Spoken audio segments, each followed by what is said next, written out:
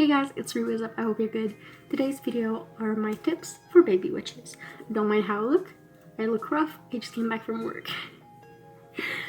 So I've been practicing for about 2.5 years, since around mid to end of August of 2018.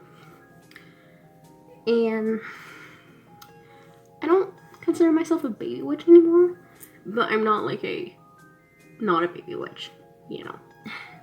So I wrote down a couple tips, and those are just the ones that came up to my mind while thinking of this video. Maybe I'll add more, who knows.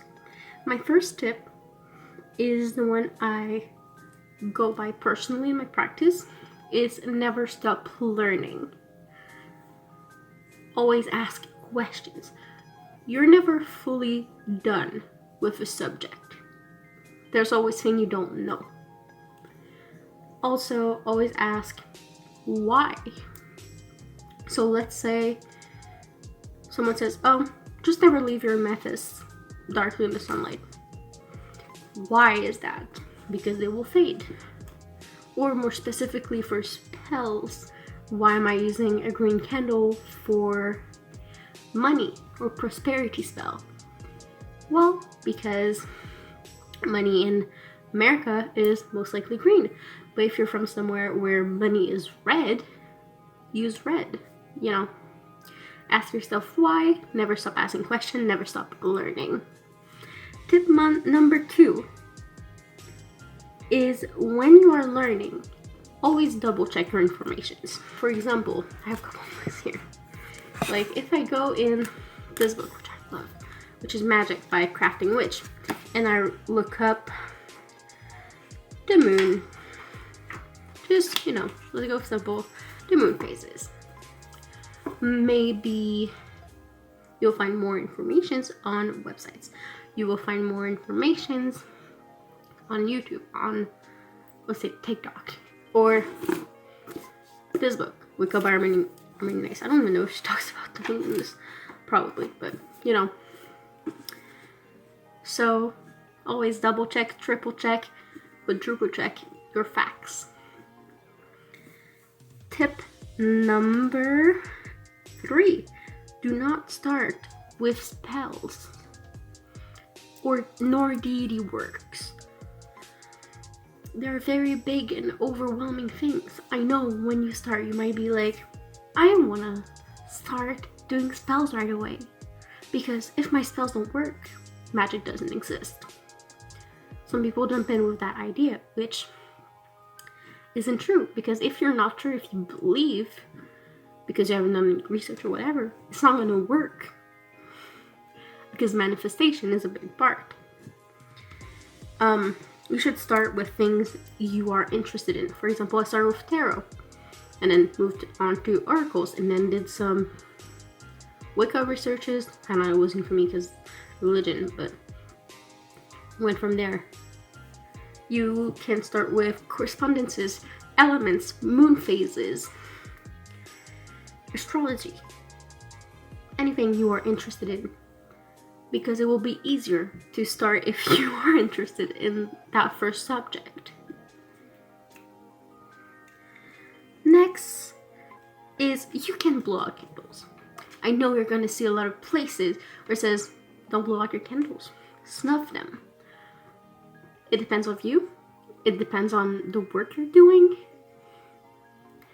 For example, some people say if you're doing deity work, if you're doing ancestry? No, I don't remember that word. Put it up here if I remember.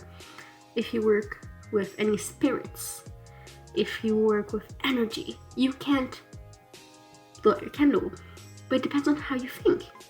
Like, for myself, depends how I feel, honestly. But I will sometimes blow out deity candles because I send it to them.